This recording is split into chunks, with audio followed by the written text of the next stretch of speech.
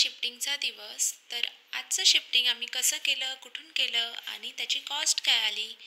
तुम्हाला पण जर करायचं असेल तर माझा व्हिडिओ शेवटपर्यंत नक्की बघा. सगळ्यात आधी मी तुम्हाला शिफ्टिंगचं लोकेशन सांगते. तर आम्ही हे जे जुनं घर आहे हे चाळीतलं आहे आणि चाळीतल्या घरामध्ये 1+1 असं आमचं हे घर आहे. तर इथे तुम्हाला जे सामान दिसतंय त्यांपैकी बरंच सामान पोटमाळ्यावरती अर्ध आहे आणि अर्ध वरच्या रूममध्ये आहे. त्यामुळे असं सगळं मिळून सामानही खूप जास्त होतं जे की शिफ्टिंग करायचं होतं. आमचं जुनं घर होतं कुर्ला वेस्टला, तिथून आम्ही डोंबिवली या ठिकाणी शिफ्टिंग करणार होतो. तर सगळ्यात आधी ना आम्ही नो ब्रोकरवरती कॉस्ट काढली की किती शिफ्टिंग असेल, काय असेल त्याचा अंदाज घेतला. त्यावरून आम्हाला असं लक्षात आलं की आमचं एवढं सामान जेव्हा आपण त्यांना लिस्ट देतो, ॲक्च्युली नो ब्रोकरवरती जेव्हा पॅकर्स अँड मूव्हर्स असतात ना, त्यांच्याशी आपण कॉन्टॅक्ट जेव्हा करतो तेव्हा ते आधी आपल्याला सामानांची लिस्ट आपल्याकडून घेतात की तुमच्याकडे फिजिकली मोठ्या मोठ्या अशा किती वस्तू आहेत, त्याप्रमाणे ते आपल्याला कॉस्ट देतात.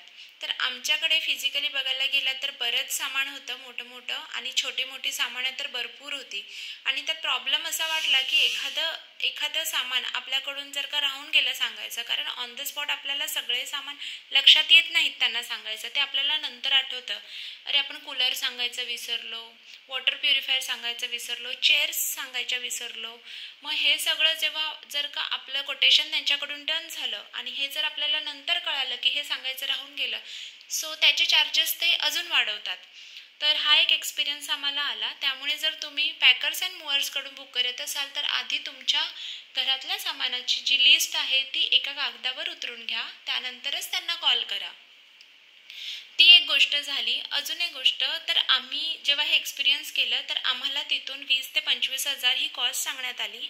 त्यानंतर अजून एक गोष्ट होती की जी माझ्या मिस्टरांनी आमच्या एरियामध्ये आजूबाजूला भरपूर अशा एजंट्स आहेत जे पॅकर्स अँड मूव्हर्स करतात. तर 2 ते 3 एजंट्सकडे आमच्या एरियामध्येच त्यांनी इन्क्वायरी केली. त्यांचे काही इंस्टाग्रामवरती व्हिडिओ आहेत किंवा व्हॉट्सअपवरती काही व्हिडिओ आहेत, ते पाहिलं की त्यांचा पास्ट एक्सपिरियन्स म्हणजे त्यांनी ज्या घराची शिफ्टिंग केली असेल त्यांचा एक्सपिरियन्स पाहिलं.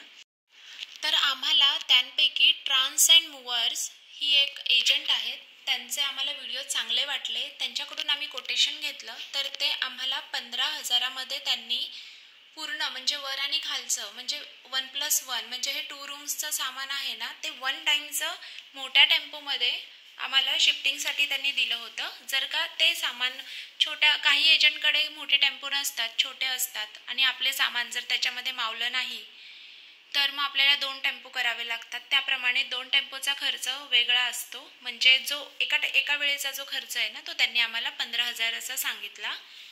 त्यानुसार मग आम्ही विचार केला आणि मग ह्यांना फायनल केलं. इवन जे नो ब्रोकरवरती तुम्ही पॅकर्स अँड मूव्हर्स बघता ना, जसं की काचेच्या वस्तू आहेत, अजून बाकीचे छोटे मोठे जसं की शेगडी जी माझी आहे ना ती काचेची आहे, प्लस माझं वॉशिंग मशीन आहे आणि फ्रीज आहे. ह्या सर्व वस्तू ना त्यांनी कापडामध्ये रॅप केल्या होत्या. आणि ह्याच्यात सगळ्यात मोठी गोष्ट मी एक केली होती की ते काय करतात की जे सामान दिसेल ना ते धडाधड बॉक्समध्ये टाकतात आणि हे करतात. परंतु मला शिफ्टिंग करायचं कधी हे माहीत होतं, त्यामुळे मी हे महिनाभर आधीच थोडं सामान जे आहे नको असणारं सामान, म्हणजे जे सामान मला येत्या 2-3 महिन्यात नाही लागणार अशी एक्स्ट्राची भांडी, एक्स्ट्राचे कपडे, जे माझ्याने पॉसिबल आहे ना ती भांडी कपडे मी स्वच्छ धुवून सुकवून एका पोत्यामध्ये भरून ठेवली होती आणि गरजेपुरतेच भांडी मी बाहेर वापरत होते. म्हणजे जेव्हा हे शिफ्टिंगची वेळ येते ना तेव्हा आपली घाई होत नाही. तर असं आमचं शिफ्टिंगचं सर्व सामान आहे ते तिथून इथे आलं. आता तुम्ही पाहत असाल ना, ह्या ट्रकमध्ये मोठे अलमारी वगैरे पण आहेत. जनरली लोक हे सगळं घेऊन जात नाही, परंतु इकडे आमचे 2 फ्लॅट असल्यामुळे आम्ही असं ठरवलं की आपल्याला नवीन वस्तू आहेत ते एका फ्लॅटमध्ये घेऊया आणि दुसरं जे फ्लॅट आहे तिथे आपण जुन्या वस्तू ठेवूया, जेणेकरून आपल्याला काहीतरी स्टोरेज करता येईल. त्यामुळे आपल्याला दोन्ही घरामध्ये तेवढा खर्चाचा लोड आपल्यावरती पडणार नाही, यासाठी आम्ही काही अलमारीज आहेत ते चांगल्या कंडिशनमध्ये आहेत, फक्त त्याचे कलर्स गेले होते. त्यामुळे आम्ही सगळं घेऊन आलो. तर असं आमचं AC सगळं आहे ना ते सगळं रॅप होऊन आलेलं. अलमारीचा जो काच असतो ना, काच ग्लास असतो ते त्यांनी कापडाने बांधलं होतं. बाकी सर्व वस्तू रॅप केल्या होत्या. वॉशिंग मशीन तुम्हाला इथे दिसते, AC आहे, प्लस अलमारी आपल्या आहे ते त्यांनी काय प्लॅस्टिकच्या बॉक्समध्ये रॅप केल्या होत्या. तर मी जॉबला जाते, त्यामुळे मला एका दिवशी घर लावणं शक्य नाही आहे. त्यामुळे मी जसं जसं मला वेळ मिळाला तसं जॉबवरून येऊन संध्याकाळच्या वेळेला मी माझं घर सेट केलं. तर सगळ्यात आधी मी माझं जिथे आम्ही राहणार होतो तिथे किचन सेट केलं आणि थोडेफार ऑफिसला जायचे कपडे असतील ते सर्व सेट केलं, म्हणजे लागणाऱ्या वस्तू आधी सेट केलं. आता तुम्ही म्हणाल तुम्ही काही फर्निचरचं काम काही केलं नाही, तर झालं असं की माझ्या घरी ना मेडिकल कंडिशन आल्यामुळे मला जास्त वेळ माझ्या वडिलांना द्यावा लागला होता आणि ते हॉस्पिटलाइज होते केम हॉस्पिटलमध्ये. 2.5 महिने मी त्यांच्यासोबत हॉस्पिटलमध्येच राहत होते. त्यामुळे आम्हाला जास्त वेळ नाही मिळाला की घराचं फर्निचर करू. परंतु माझ्या मुलाचं स्कूल चालू होणार होतं. 1 मंथ ऑलरेडी त्याचं स्कूल बुडालं होतं समर वेकेशनच्या आधी. तर आता जे आहेत ते स्कूल चालू व्हायच्या 1 आठवडा आधी आम्ही शिफ्टिंग केलं, कारण आमच्याकडे मेडिकल कंडिशन आली होती. त्यामुळे आम्ही घराचं फर्निचर हळूहळू नंतर करायचं ठरवलं. त्यामुळे ॲज इट इज जे आहे त्यामध्ये आम्ही तिथे जाऊन घर सेट करायचं ठरवलं. त्यामुळे ज्या काही गोष्टी माझ्याकडे होत्या त्या मी टाकून दिल्या नाही. ॲक्च्युली आम्ही विचार केला होता की अलमारी वगैरे आहेत ते दुसऱ्यांना देऊ आणि आपण तिथे नवीन घेऊ. परंतु घरात जी मेडिकल कंडिशन आली त्याच्यामुळे मला प्रायोरिटी वाईज ह्या वस्तू न विकणं किंवा दुसऱ्यांना न देणं मला सोयीचं वाटलं. त्यामुळे आम्ही असं ठरवलं की त्या वस्तू आहेत त्या इथे घेऊ आणि जिथे आपण राहणार आहोत तिथे आपण हळूहळू थोड्या थोड्या वेळाने फर्निचर करू. तुम्ही माझे ब्लॉग बघाल ना, पुढे माझे किचन ओपन किचन आहे. नंतर आम्ही हळूहळू सर्व गोष्टी करू. ह्या ज्या बॅग्स दिसतात ना ह्याचा मला भरपूर फायदा झाला, कारण पॅकर्स अँड मूव्हर्स काय करतात की आपल्या अलमारीतले जे कपडे आहेत ते धडाधड एका बॅगेमध्ये किंवा बॉक्समध्ये, हे जे बॉक्स दिसतात ना त्यात भरतात. परंतु त्यामध्ये आपल्या साड्या, आपले चांगले कपडे, मुलांचे चांगले कपडे आहेत ना असे चुरगळले जातात आणि त्याचं सेग्रिगेशन राहत नाही. सगळं काही मिक्स होतं आणि जेव्हा आपण नवीन घरात येतो आणि जेव्हा आपण सामान सेट करतो तेव्हा खूप मोठं डिफिकल्ट होतं. तर ह्या ज्या बॅग्स आहेत ना ह्या मी फ्लिपकार्टवरून ऑर्डर केल्या होत्या. मला स्वस्तही मिळाल्या आणि मला ह्या खूप शिफ्टिंगच्या वेळेला खूप उपयोगी पडल्या. ॲक्च्युली मी बघत होते की माझ्या सर्व साड्या सेपरेट बॅगमध्ये राहतील, परंतु पुन्हा त्या सेपरेट बॅग परत एका बॅगमध्ये ठेवाव्या लागतील. त्यापेक्षा आपण ही एक बॅग घेऊ ज्याच्यामध्ये जास्त प्रमाणामध्ये साड्या किंवा इतर कपडे राहतील. त्यामुळे मी ह्या बॅग घेतल्या. टोटल 8 बॅग्स एका सेटमध्ये होत्या. त्याची कॉस्ट जर तुम्हाला हवी असेल तर डिस्क्रिप्शन बॉक्समध्ये बघा, फ्लिपकार्टवरती त्याची लिंक आहे. आणि काही बॅग्स ज्या होत्या ना त्या माझ्याकडे मोठ्या होत्या, त्यामुळे ज्या साड्या आहेत, नवीन कपडे आहेत हे मी ह्या बॅगमध्ये सेग्रिगेट आधीच करून ठेवले होते. पॅकर्स अँड मूव्हर्सने फक्त येऊन ते बॉक्समध्ये टाकण्याचं काम केलं. त्यामुळे शिफ्टिंगचा जो वेळ होता ना तोही खूप वाचला. त्यांचं सामान पॅकिंग आहे ते खूप लवकर झाले. प्लस माझे काही बुक्स आहेत, डायरीज आहेत ते पण मी ते ठेवले. आता हे बघा, ह्या बॅग्स बघा तुम्ही जवळून किती चांगल्याही वाटत आहेत. कलरसुद्धा खूप चांगला आहे आणि मटेरियल क्वालिटीसुद्धा खूप चांगली आहे. फक्त एवढंच की त्याच्या ज्या झिप्स आहेत ॲक्च्युली त्या सॉफ्ट आहेत, काही प्रॉब्लेम नाही. व्यवस्थित हाताळल्या ना की त्या व्यवस्थित चांगल्या जास्त काळ टिकतात. आणि आपण ह्या ज्या बॅग्स आहेत ते जास्त न लागणाऱ्या वस्तू आहेत ते ठेवण्यासाठी जास्त जर करू ना तर त्या व्यवस्थित अक्षरशः चांगल्या राहतात. जर आपण एंड टायमाला ह्या सगळ्या गोष्टी ऑर्डर करायला गेलो ना तर ॲक्च्युली काहीच काम होत नाही, सगळं काही राहून जातं आणि एंड टायमाला आपल्याला काही सुचत नाही. त्यामुळे महिनाभर आधी मी ही तयारी केली होती आणि माझ्या सगळ्या ज्या वस्तू आहेत, कपडे आहेत ते असं मी पॅक आधीच केलं होतं. महिनाभर आधी का, जर तुम्ही जॉबला असाल तर तुम्हाला महिनाभर आधी सॅटर्डे संडे ही कामं करावी लागतात आणि जर तुम्ही घरी असाल तर तुम्ही 2 आठवड्या आधीसुद्धा शिफ्टिंगची तयारी करू शकता. कारण एंड टायमाला एवढी गडबड होते ना, ज्या वस्तू आपल्याला नाही लागत ना त्यासुद्धा इथे आणल्या जातात. तर असं सगळं होतं. ते टाळण्यासाठी आपण आधीच सेग्रिगेशन केलं ना त्याचा खूप फायदा आपल्याला होतो. तर ह्या झाल्या बॅग्स. ह्या बॅग्स बघा तुम्हाला जवळून दिसत आहेत. तुम्हाला कशा वाटल्या मला कमेंट करून सांगा आणि जर तुम्हाला घ्यायच्या असतील तर फ्लिपकार्टवरून घेतला आहे, त्याची लिंक मी तुम्हाला देते. तर तशा किंवा तशा दिसणाऱ्या अजून काही बॅग्स आहेत ना त्यासुद्धा तुम्ही घेऊ शकता ऑनलाईन ऑर्डर करून. तर या अशा बॅग्स आहेत ना, ह्याच्यामध्ये मी माझ्या सगळ्या वस्तू आहेत, कपडे आहेत ते भरले. आणि ह्याचा एक फायदा असा झाला, जेव्हा मी सामान शिफ्ट करत होते म्हणजे लावत होते अलमारीमध्ये, तेव्हा मी ॲज इट इज बॅग्स उचलून ठेवल्या. कारण एक एक साडी मी आधी ठेवली नाही, कारण खूप वेळ जात होता. त्यामुळे सामानाचं जे लोकेशन होतं ते जिथे तिथे मला पटकन सेट करता आलं. नंतर हळूहळू मी अलमारी वगैरे लावेन. तर हे एक घर आहे जे एक आहे.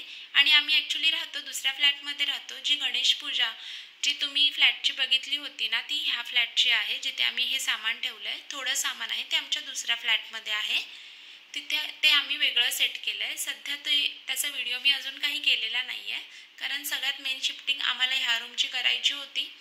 कारण इथे सगळं जास्त सामान होतं, तिथे नॉर्मल लागण्यापुरतं सामान होतं, म्हणून सगळ्यात मोठा व्हिडिओ ह्याचाच झाला होता. तर इथे आता तुम्ही बघताय ना, मसाल्याचे डबे, पिठाचे डबे कसे त्यांनी पॅक करून आणले. म्हणजे मसाला हा एवढा आहे ना वरणीमध्ये चिनी मातीच्या, तो काढून ठेवू कशात कळत नव्हतं. तर ते म्हणाले काही काळजी करू नका, आम्ही न फोडता न हे करता व्यवस्थित हे करू. आणि पीठ सुद्धा होते माझ्याकडे, ते कुठे वेगळ्या बॅगमध्ये काढणार, यासाठी त्यांनी डबेसुद्धा प्लॅस्टिकच्या सेलोटेपने सील केले होते. तर अशा प्रकारे माझ्या सामानाची शिफ्टिंग झाली. आता बघा, या वर्षी पावसाळा मे महिन्यातच चालू झाला आणि इथे बघा किती मोठा प्रॉब्लेम आहे. जेव्हा मी गणेश पूजन केलं तेव्हा इथे लिकेज नव्हतं. इथे भिंतीला तुम्हाला लिकेज दिसतंय ना, हे पावसाळ्यामध्ये कळालं. आणि आम्ही शिफ्टिंग केलं त्याच्या 2 दिवसामध्येच हा पाऊस चालू झाला. त्यावरून आम्हाला कळालं की इथे थोडं लिकेज आहे. हे काम कुठे लिकेज आहे, कुठे प्रॉब्लेम आहे, हे फॅसिलिटी टीमला कळवलं पाहिजे आणि ते सॉल्व्ह केलं पाहिजे लवकरात लवकर. तर फक्त माझ्याच घरात नाही, तर इथे जे राहत आहेत ना, तिथे ऑलमोस्ट बऱ्याच जणांकडे ना हा प्रॉब्लेम आहे. त्यामुळे आम्ही असं ठरवलं की फर्निचर करायची घाई करायची नाही, कारण आपण एवढा पैसा ओतणार त्याच्यामध्ये आणि मग ते वेस्ट गेलं तर मग त्याचा काय फायदा नाही ना. चांगलं प्लाय यूज केलं तर ते टिकणार, परंतु शेवटी ते पाणी आणि प्लाय ह्यांचं कॉम्बिनेशन आल्यावरती आपला कुठे ना कुठे आपलं नुकसान होणार आहे, खरं आहे. आणि आता हे जे आमचं दुसरं फ्लॅट आहे ना, ते 2 BHK आहे. त्याच्यामध्ये आम्ही वॉशिंग मशीन ड्राय बाल्कनीमध्ये ठेवली खरी, परंतु पाऊस एवढा आला आणि आम्ही इथे फक्त इन्व्हिजिबल ग्रिल लावली होती, विंडो लावली नव्हती. त्यामुळे सगळं पाणी वॉशिंग मशीनवर आलं होतं.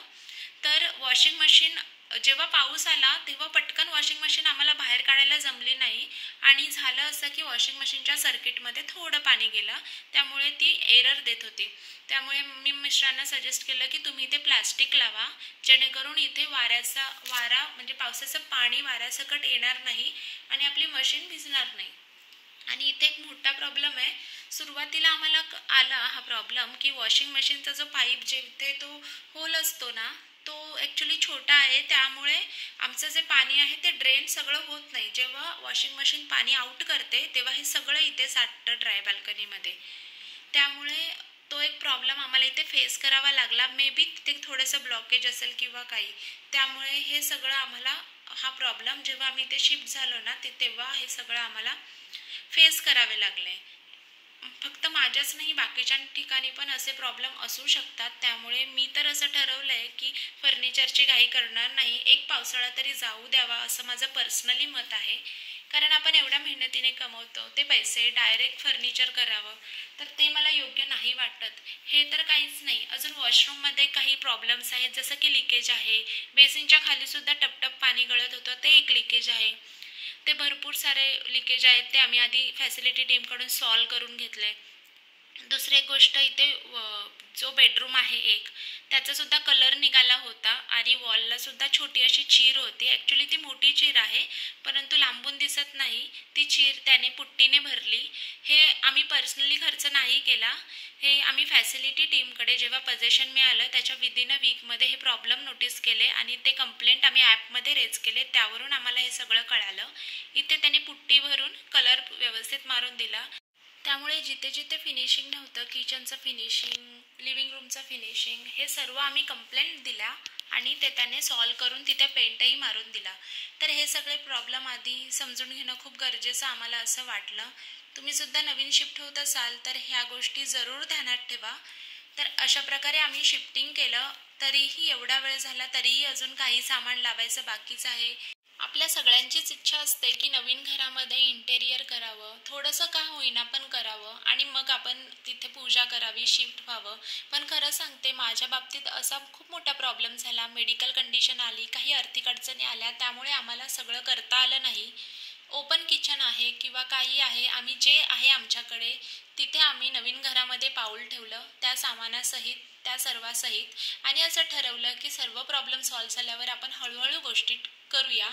एवढं होऊनही आम्ही समाधानी आहोत, सुखी आहोत, हेच खूप मोठं आहे आमच्यासाठी. तर हा व्हिडिओ कसा वाटला मला कमेंट करून नक्की सांगा आणि शिफ्टिंगचा तुमचा काय एक्सपिरियन्स होता तेही मला जरूर कळवा. तोपर्यंत बाय बाय.